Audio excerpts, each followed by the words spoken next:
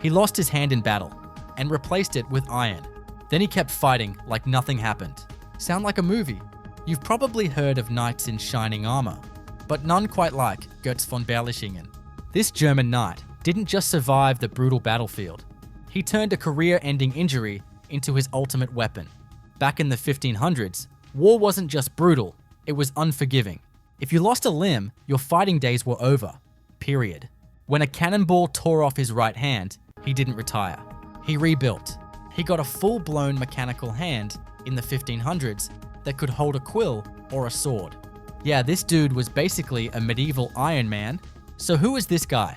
Born around 1480 in Germany, Götz von Berlichingen was raised in the world of castles, armor, and non-stop feuds. He became a knight in his teens and immediately dove into the messy chaos of German politics.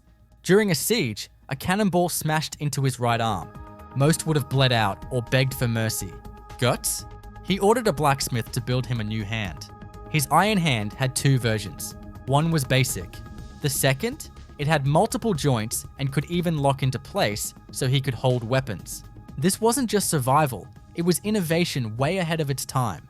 He kept riding into battles, grabbing swords with that iron hand, and terrifying his enemies. And just like that, the legend of Götz of the Iron Hand was born. But his story wasn't just about violence. Götz also joined the German Peasants' War, siding with farmers who were sick of being crushed by the nobles. He led them into battle, not for gold, but for justice. At least that's what he claimed. And then there's the most iconic part of his legacy, the insult. There's an old German phrase, kann mich im Arsche lecken. Translation, he can kiss my ass. That came straight from Götz. He supposedly shouted it at an imperial messenger during a standoff. Even his enemies had to admit, this guy had style. Despite all the battles, revolts, and near-death experiences, Götz lived to the ripe old age of 82. In medieval terms, that's practically immortal. And the best part, he wrote an autobiography before he died, telling his whole wild story in his own words. His mechanical hand? You can still see it in a museum today. A real piece of medieval tech that looks like something out of Game of Thrones or Assassin's Creed. Götz von Berlichingen didn't let a cannonball decide his fate. He lost a hand and built a legend. He was everything people feared and admired in one steel-clad package.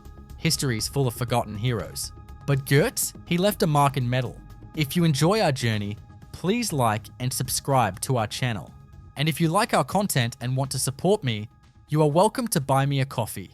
The link is in the description box below.